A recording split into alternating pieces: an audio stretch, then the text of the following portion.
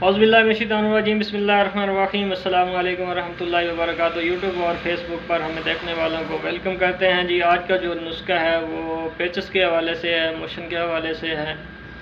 ऐसे दोस्त, ऐसे अहबाब जिनको मोशन लगे हुए हैं, पेचेस की शिकायत है और किसी किस्म की मेडिसिन से बिल्कुल सेहत तंदुरुस्त नहीं हो रही, तो उनके लिए ये एक ख़ास तोहफ़ा है।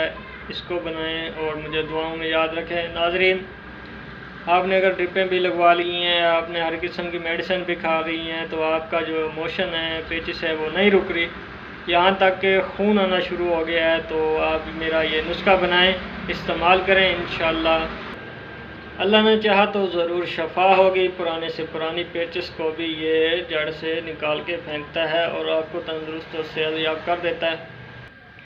नाज़रीन, ये मैं अपने मकतब पे भी चलाता हूँ और अपने दोस्त अहबाब घर में भी मैं महफूज रखता हूँ। ये दोस्तों को किसी को भी ज़रूरत होती है तो मैं ये नुस्खा इस्तेमाल करवाता हूँ और इसके बहुत ही शानदार रिज़ल्ट हैं।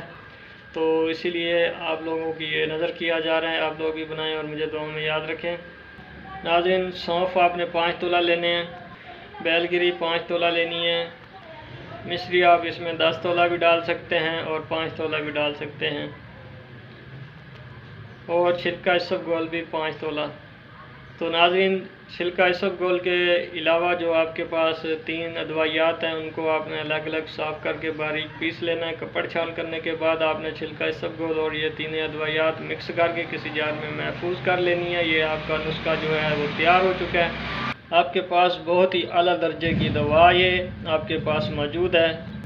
नाज़रीन, इसके इस्तेमाल करने का तरीका मैं आपको बता देता हूँ। बड़े आदमी के लिए, नौजवान आदमी के लिए जो 1 से 2 चम्मच आपने इस्तेमाल करना है। आप 3 चम्मच भी इस्तेमाल कर सकते हैं, और कम उम्र के लिए आपने इसी हिसाब से इसकी डोज कम कर लेनी है। पानी के साथ इस्तेमाल करें।